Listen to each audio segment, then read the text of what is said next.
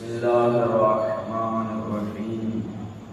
الحمد لله الذي لا يبلغ مدحته القائلون ولا يحصي نعماءه العادون ولا يؤدي حقه المجتهدون، الذي ليس لصفته حد محدود ولا نعت موجود ولا أجل ممدود، فطر الخلائق بقدرته ونشر الرياح برحمته، والصلاة والسلام على سيد الأنبياء والمرسلين حبيبنا وحبيب إله العالمين بالقاسم محمد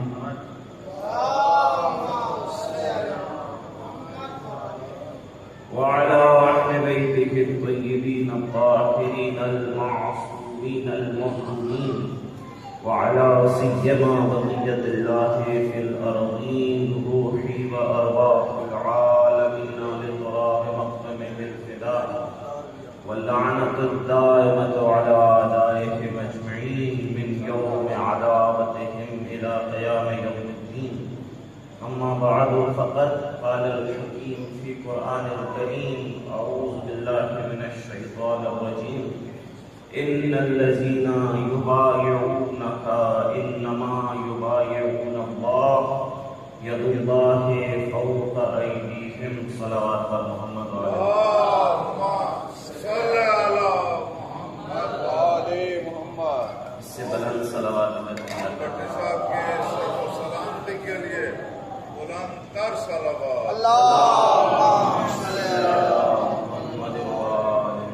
جتنے بھی ہون بیٹھے ہیں، ہم سب کے سب ہی ہون ہیں مولد کے، بلند تر صلوات.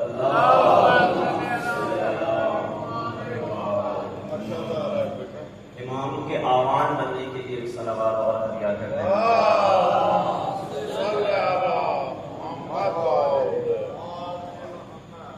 ویسے تو ابھی ہمارے برادر عزیز القدر کو ذکر فرما رہے ہیں، صرف مسائل پڑھ کے انہوں نے مجلس تمام کر دی.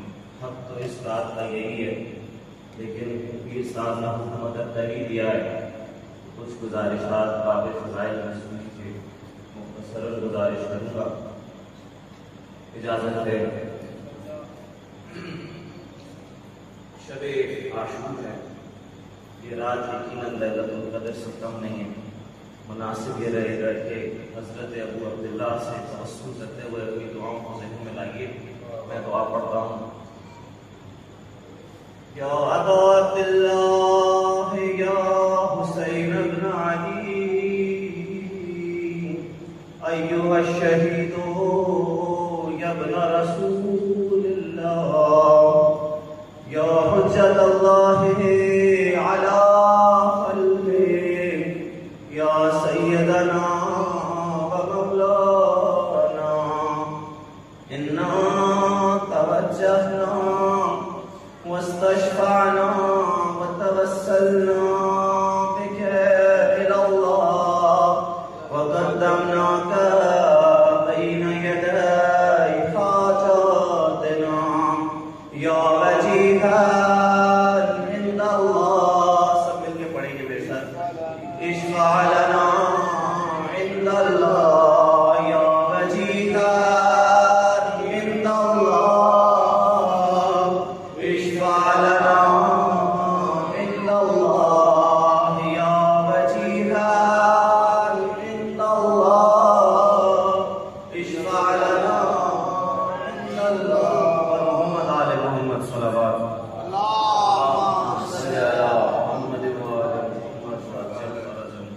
بہت مختصر سی گفتگو کرنا چاہ رہا ہوں. میں نے آپ کے سامنے سورہ مبارکہ ایک فتح ایک آیت کریمہ کی تلاوت کی. پروردگار عالم اپنے حبیب کی نعت آپ کو اپنی زبان میں سنا رہا ہے.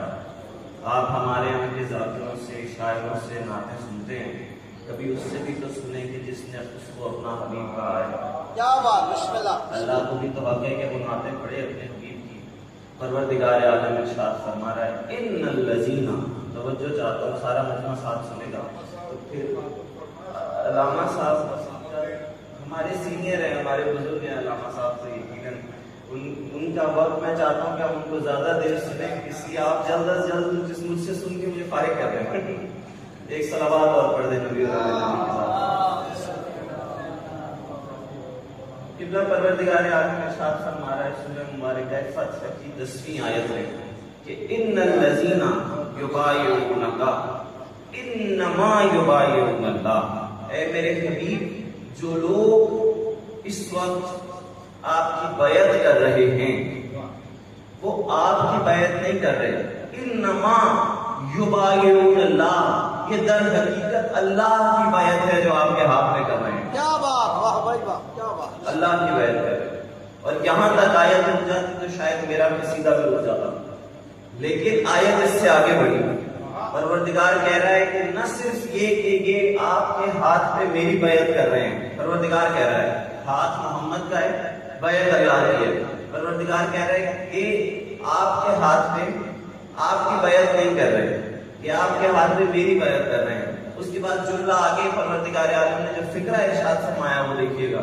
پروردگار کہہ رہا ہے ید اللہ فوق ایدیہم، یہ اللہ کا ہاتھ ہے کہ جو ان کے ہاتھوں کے کیا بات، واہ واہ واہ واہ واہ. کس کا ہاتھ؟ کیا بات. کس کا ہاتھ ہے؟ کس کا ہاتھ ہے جس کو اللہ کہہ رہا ہے کہ یہ اللہ کا ہاتھ ہے؟ یہ نبی کا ہاتھ نہیں ہے، یہ اللہ کا ہاتھ ہے جو ان کے ہاتھوں کے اوپر ہے.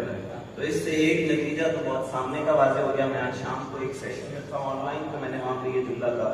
میں نے کہا یہ حسین سے جو بیعت مانگ رہا ہے اس کو پتہ نہیں ہے کہ ید اللہ اپنے ہاتھ کے نیچے لانا چاہتا ہے.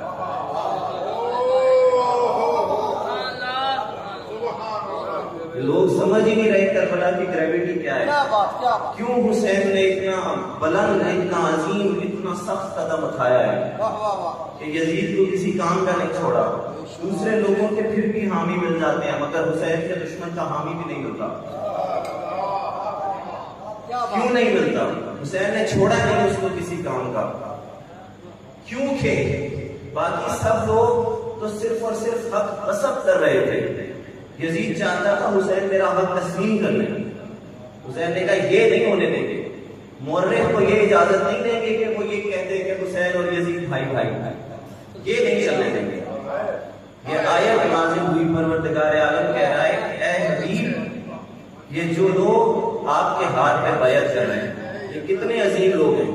یہ صحابہ کرام میں کتنے عظیم لوگ ہیں جو نبی کے ہاتھ پہ بیعت کر رہے ہیں. لیکن اللہ کہہ رہا ہے یہ آپ کے ہاتھ پہ بیعت نہیں کر رہے، یہ در حقیقت خدا کے ہاتھ پہ بیعت کر رہے ہیں. یہ خدا کا ہاتھ ہے جو ان کے ہاتھوں پہ ہے. اب آپ اگر اپنی توجہات کو میری جانب مخصوص رکھیں تو یہ تو ہے نعت. اب میری خواہش ہے کہ میں اس سے قصیدہ بھی آغاز کروں. اگر نبی کی فضیلت اللہ پڑھی رہا ہے قرآن میں تو نفس نبی تک پہنچنے میں مجھے کیا دقت ہے؟ کیا بات، کیا بات، کیا بات. بے شک، بے شک. بہت سادہ سے سامنے کی بات ہے. پروردگار کہہ رہا ہے کہ یہ اللہ کا ہاتھ ہے جو ان کے ہاتھوں کے اوپر ہے. اچھا، اسی لیے تو غدیر میں ایک مرحلہ ایسا ہے. ایک صلوات پڑھ دیجیے گا نبی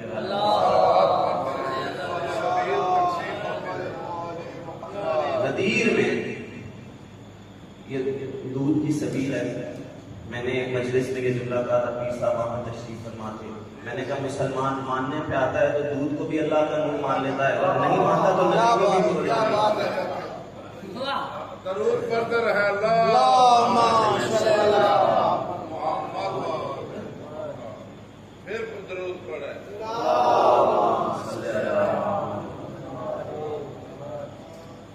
ایک موقع تاریخ اسلام میں ایسا آ گیا کہ یہ جو اللہ فرما رہا ہے کہ یہ اللہ کا ہاتھ ان کے ہاتھوں پر ہے، تو اللہ کے اس ہاتھ نے علی کے ہاتھ کو بلند کر کے مسلمانوں کو دکھا دیا. کیا بات، کیا بات، کیا بات، کیا بات. شاباش. اللہ کے ہاتھ نے علی کے ہاتھ کو مسلمانوں کو بلند کر کے دکھا دیا. یہ ہے علی کا ہاتھ اور یہ ہے اللہ کا ہاتھ. اب توجہ کیجئے گا جو منظر من کے سامنے آئے گا. نبی نے جیسے ہی کہا نا من کنت مولا ہو فہذا علی مولا، جس کا میں مولا ہوں اس کا علی مولا ہے. بار بار یہ ارشاد فرمایا. اس کے بعد ایک جملہ کہا یہاں پہ ٹکنے نہیں دوں گا بات کو کہ تم سب نے سن لیا اور بات ختم ہو گئی. ایسے نہیں، صرف سننے پہ محدود نہیں رہے گی بات. نبی کہتے ہیں کہ جاؤ سب علی کے خیمے میں جاؤ اس خطبے کے ختم ہونے کے بعد، وَسَلِّمُوا عَلَىٰ عَلِيٍّ بِعِبْرَةِ الْمُؤْمِنِينَ.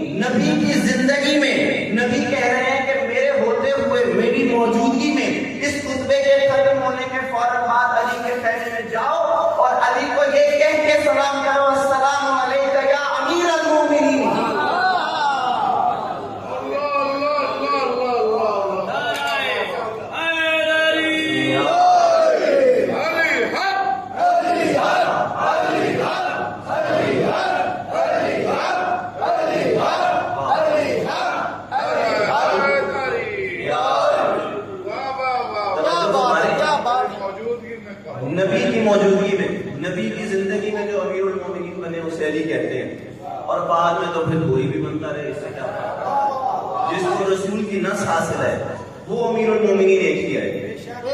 تو رسول اللہ کے حکم سے خیمہ نصب کیا گیا اور اس میں بیعت کا سلسلہ شروع ہوا۔ بس اب غدیر تو آپ کو سنانی نہیں ہے، لیکن ایک جملہ تو کہنے کا اس وقت ہی چاہ رہا ہے کہ سادات کے مرکز میں بیٹھا ہوا ہوں کہ رسول اللہ نے کہا کہ بیعت کا آغاز ہوگا، لیکن سب سے پہلے میری ازواج علی کی بیعت کریں گے۔ کیا بات ہے، کیا بات ہے، سب سے پہلے ازواج بیعت کریں گے۔ اب اس کی تفصیل آپ کو کیا بتائیں؟ بیعت کا سلسلہ شروع ہوا تو بیعت کا انداز بڑا عجیب تھا۔ کیا بات ہے، کیا بات، یہ تاریخ انسانیت کی عجیب و غریب بیعت ہے جو علی ابن ابی طالب کی ہوئی ہے غدیر کے میدان میں۔ مولا عام طور پہ بیعت لینے کا طریقہ کار کیا ہوتا ہے؟ بیعت لینے کا طریقہ یہ ہوتا ہے کہ جو آدمی جس کی بیعت ہو رہی ہے وہ ہاتھ ایسے رکھتا ہے، ہاتھ ایسے رکھتا اور جو بیعت کر رہا ہے وہ اس کے اوپر رکھتا ہاتھ ہے، ایسے رکھتا ہے، ایسے ہوتی ہے نا؟ ایسے ہمیشہ یہی ہوتا ہے، لیکن غدیر کے میدان میں یہ روایت الٹ گئی۔ علی ابن ابی طالب نے ہاتھ رکھا ہوا تھا ایسے، صحابہ کرام ہاتھ آگے نیچے رکھ کے کہتے تھے کہ ہم علی کی بیعت کر رہے ہیں۔ علی سے پوچھا گیا یا علی آپ بیعت لے رہے ہیں تو پھر یہ ہاتھ آپ نے اوپر کی طرف ایسے کیوں رکھا ہوا ہے؟ علی نے کہا تم نے قرآن میں نہیں پڑھا ید اللہ فوق ایدیہم، کیا بات ہے، کیا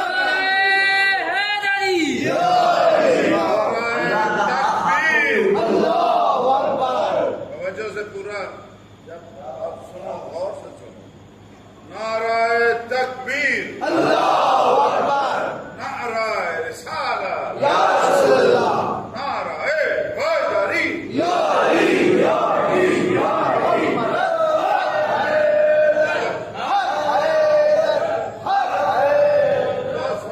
صلوات بلند آواز سے بھیج دیجیے علی والا نبی۔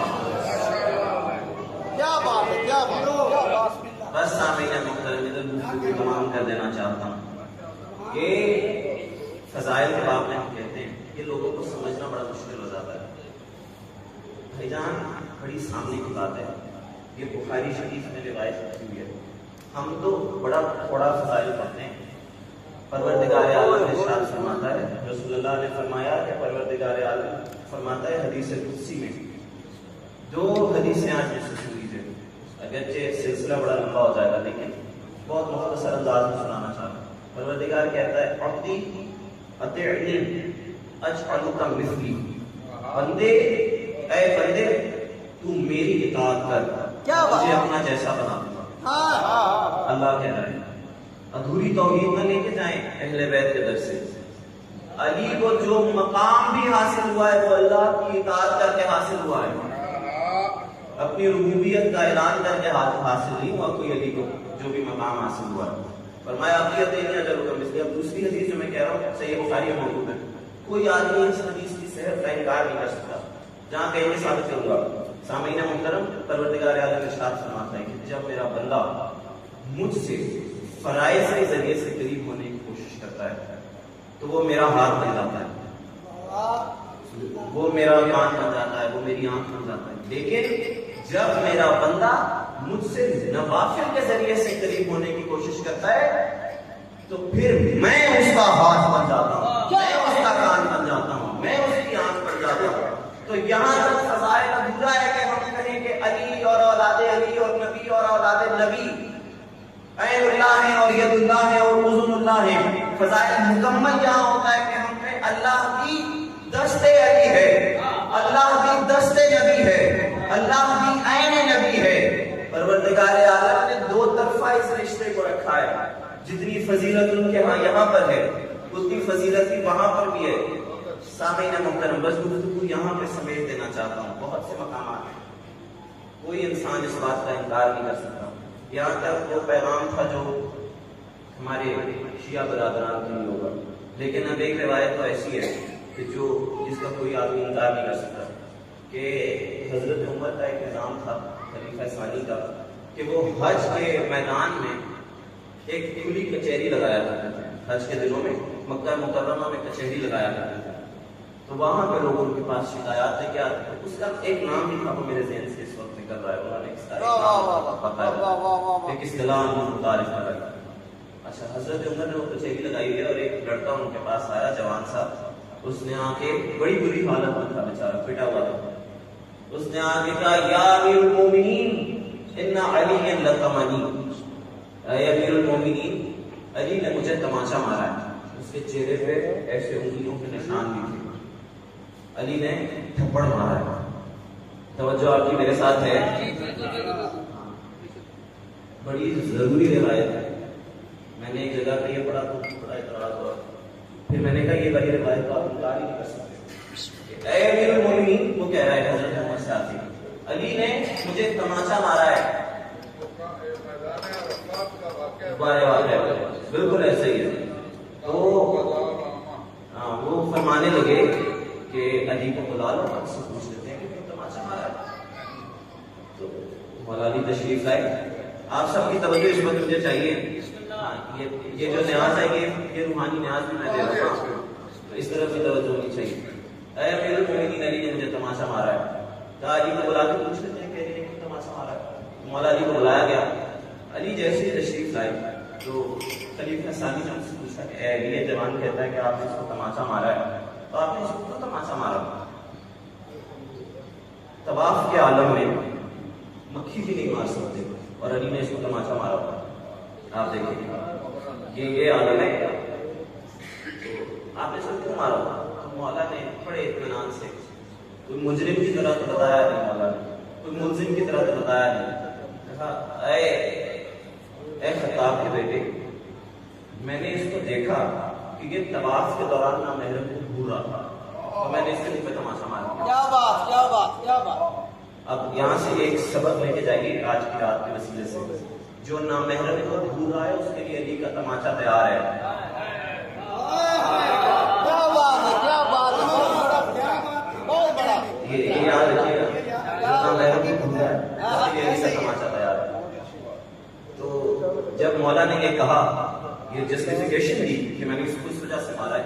اب مولا سے بھی کہہ سکتے تھے کہ آپ کو نہیں مارنا چاہیے تھا یا آپ کو تھوڑا رحم کرنا چاہیے جو بھی کچھ بھی کہتے تھے. انہوں نے علی سے بات دیا. انہوں نے اس جوان کی طرف رک کر کیسے کہا کہ ترا کا عین اللہ ولتما کا ید اللہ. ارے بھائی میں کیا کروں تجھے عین اللہ نے دیکھا تھا ید اللہ نے مارا ہے. کیا بات ہے کیا کہنے لگے ارے بھائی میں کیا کروں تجھے اللہ کی آنکھ نے دیکھا ہے اللہ کے ہاتھ نے مارا ہے.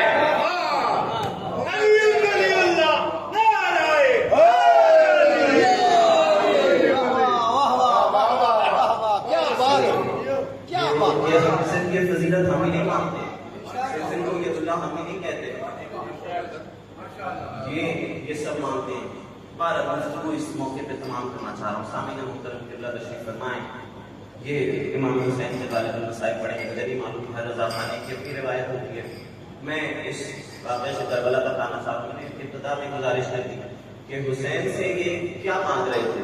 یہ یزید چاہتا تھا کہ ید اللہ یزید کے نیچے آ جائے. حسین نے اس کی اجازت نہیں. اسی لیے پوری کربلا حسین نے پورا کنبہ اجاڑ دیا لیکن اس بات پر سمجھوتا نہیں کیا یزید کو کیسے مارنا. بس آپ دیکھا کافی دیر سے میں کام مسلسل یقین کیجیے صرف اور صرف آج کی رات کی قدردانی کی وجہ سے پروردگار عالم نے بعض دنوں میں بڑی تاثیر کی ہے. غدیر کے دن میں اللہ نے ایسی تاثیر رکھی ہے. اللہ نے شب عاشور میں بڑی عجیب تاثیر رکھی ہے. سائے کی ضرورت نہیں آتی. آج کی رات وہ ہے کہ آج سب اپنی جگہ پر ہے. عباس خیموں کی نگہ پانی پر موجود ہے. آج کی رات وہ ہے کہ ایک ماں ہے وہ اپنے کہہ رہی ہے شاید ماں سوچتی تھی کیسے تمنا بیان ہو کس طرح میرا اصغر جوان ہو. آج کی رات وہ ہے کہ ایک ماں ہے اس نے اپنے سامنے دو بیٹوں کو بٹھایا ہوا ہے. بیٹا ہونا محمد کہیں کل ایسا نہ ہو کہ حسین کا علی اکبر تم سے پہلے شہید ہو جائے. میرے بیٹوں تم نے بتانا ہے اپنے ماموں حسین کو کہ تم کس کے بیٹے ہو. تم جعفر طیار کی نسل سے ہو. بس اگلا دن آیا روز عاشورہ آیا. کیا تفصیل سے آپ کو سناؤں. شہید ہوتے گئے اصحاب و انصار شہید ہوئے. اس کے بعد بنو ہاشم کی شہادتوں کا سلسلہ شروع ہوا. یہاں تک کہ ایک موقع ایسا آیا کہ حسین کا ایک ایسا بیٹا اپنے باپ کے سامنے آ کے کھڑا ہو گیا، جس کو حسین کہتے تھے کہ اگر مجھے کبھی رسول اللہ کو دیکھنے کا جی چاہتا تھا تو میں اس کو دیکھ لیتا تھا۔ میں بہت دفعہ یہ سوال کرتا ہوں مسلمانوں سے کہ مجھے بس ایک بات بتا دو، یہاں پہ کہیں جیسے یہاں پہ روزہ مطہر کی تصویر لگی ہے، ایسے کہیں خانہ کعبہ کی تصویر لگی ہو، کیا کوئی مسلمان بھی ایسا ہوگا کہ جو اس کو جا کر پھاڑ دے گا کہ یہ تصویر ناجائز ہے، یا یہ حرم کی جو تصویر ہے یہ صحیح نہیں ہے؟ علی اکبر رسول کی تصویر کا نام ہے، اور مسلمانوں نے اس کا حال یہ کیا ہے کہ باہر آ گیا پورا کلیجہ علی اکبر کا۔ اجرکم اللہ، بڑا عجیب و غریب مقام ہے۔ میں شہادتیں تو پڑھ ہی نہیں پا رہا ہوں، میں صرف اور صرف آپ سے چند سوال کر کے چلا جاؤں گا۔ عزادارو جب آئے نا مولا علی اکبر مولا حسین کے سامنے، بابا مجھے جانے کی اجازت دے دیجئے، مجھے میدان میں جانے کی اجازت دے دیجئے، تو حسین نے کہا بیٹا علی اکبر صرف میں نہیں ہوں کہ جس کا حق تمہارے اوپر ہے، وہاں پر تمہاری پھوپھی اماں ہیں جنہوں نے تمہیں 18 برس تک پالا ہے۔ میرے جوان قوم کے جوان کے پیغام لے کر جائیں۔ شاعر کہتا ہے کہ میرے حسین کے اصغر معاف کرنا مجھے، میرے حسین کے اکبر معاف کرنا مجھے، 18 سال سے زیادہ ہوں اور زندہ ہوں، اس سے بڑھ کر کیا مسائل ہوگا۔ مولا نے کہا کہ اے بیٹا تمہارے اوپر ان چند اور لوگوں کا بھی حق ہے، تمہاری مادر گرامی کا حق ہے، تمہاری پھوپھی اماں کا حق ہے جنہوں نے تمہیں 18 برس تک پالا ہے۔ بیٹا علی اکبر تمہیں ان سے بھی اجازت دینی پڑے گی، میں تنہا تمہیں اجازت کیسے دے سکتا ہوں؟ یہ حسین جیسے صابر باپ کا بڑا عجیب و غریب جواب تھا۔ حسین بس ٹال رہے تھے کہ میں اکبر کو کچھ اور لمحے دیکھ لوں، میدان میں جانے کی اجازت کیسے دے دوں؟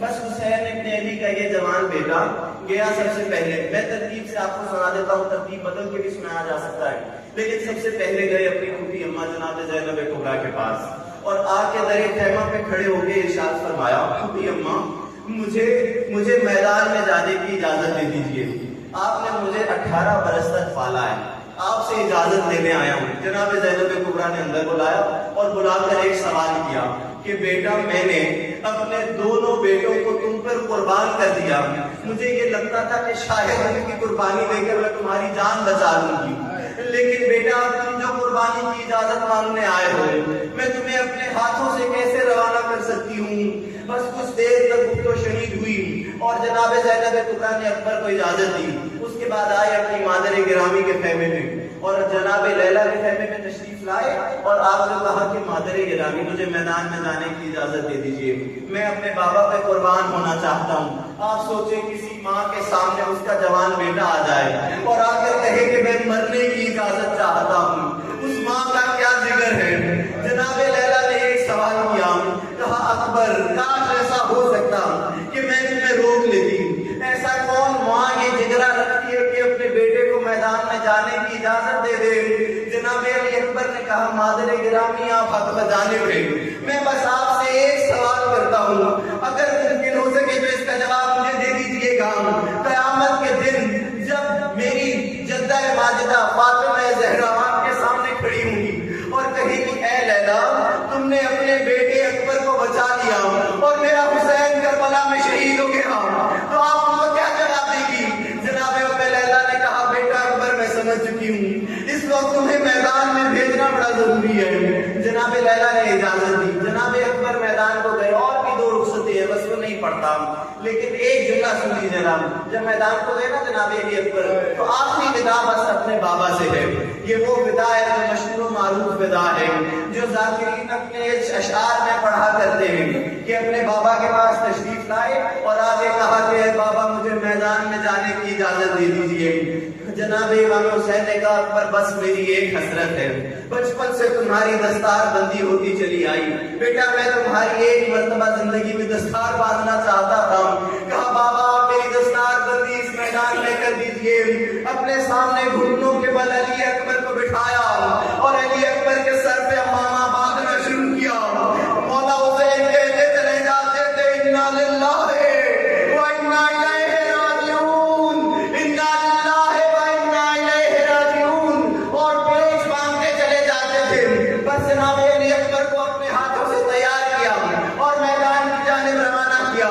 کہا بیٹا اکبر میری ایک وصیت ہے، میدان کی طرف جاتے ہو مجھے مڑ مڑ کے دیکھتے چلے جانا، میں چاہتا ہوں کہ میں تمہاری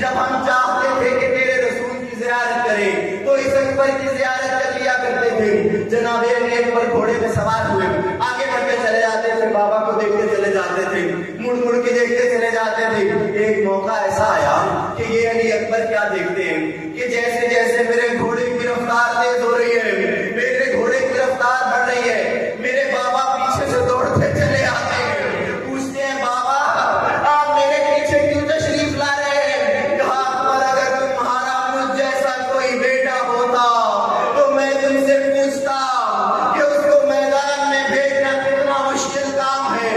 بس اکبر میدان کو گئے, صبح سے تجربہ یہی تھا کہ جو میدان کو جاتا ہے کبھی واپس نہیں آتا. مولا نے خیموں کی طرف پلٹ کے دیکھا, کیا دیکھتے ہیں کہ درے خیمہ سے نیچے ایک بی بی کے پاؤں نظر آ رہے ہیں. مولا پہچان گئے کہ یہ اکبر کی ماں لیلا کے قدم مبارک ہے. مولا نے کہا ہے لیلا, پروردگار عالم نے ماں کی دعا میں بڑی تاثیر رکھی ہے, جاؤ اپنے خیمے میں جاؤ, ارجعی الی الفسطیٰ, اپنے خیمے میں جاؤ اور جا کے اکبر کے لیے دعا کرو. جناب ام لیلا اپنے خیمے میں تشریف لائیں. بس آخری منظر پڑھنا چاہ رہا ہوں. جناب ام لیلا اپنے خیمے میں تشریف لائیں, اپنے ہاتھوں کو بلند کر کے کہا یا راضا یوسف و الی یعقوب, اے یعقوب سے یوسف کو ملانے والے اکبر کو ایک مرتبہ اس کے باپ سے ملا دے. میں کہوں گا بیوی آپ کی یہ دعا قبول ہو گئی, لیکن کیسے عالم میں قبول ہوئی کہ حسین اکبر سے ملے تو اکبر کے سینے میں برچھی کا پھل تھا, اکبر کے سینے سے برچھی کا پھل نکالا, اکبر کا سینہ یکدم باہر آ گیا. بس ایک جملہ اور سن لیجیے گا. ایک شہر ہے کوفہ سے شام کے راستے میں حلب نام کا, اس شہر میں جب یہ قافلہ روکا گیا, ایک کوئی خاتون تھی, بوڑھی عیسائی خاتون تھی, وہ مسلسل دیکھتی چلی جاتی تھی کہ یہ نیزے پہ کیسا چاند سا چہرہ سجا ہے, یہ کیسا چاند سا چہرہ نیزے پہ آویزا ہے. اب جناب لیلا تو ماں ہے نا, ماؤں کو بڑا احساس ہوتا ہے کہ ہمارے بیٹے کو نظر لگ جائے گی. بی بی لیلا نے پوچھا اس بوڑھی خاتون سے, کہا ہے خاتون تو بار بار میرے بیٹے کے چہرے کی طرف کیوں دیکھتی ہے؟ بی بی نے ایک جملہ کہا اے مومنہ, میں صرف اور صرف اس کے چہرے کو دیکھ کر اپنے پروردگار سے دعا کر رہی ہوں, اے خدایا کاش اس بچے کے شہید ہونے سے پہلے اس کی ماں اللہ کو پیاری ہو گئی ہو.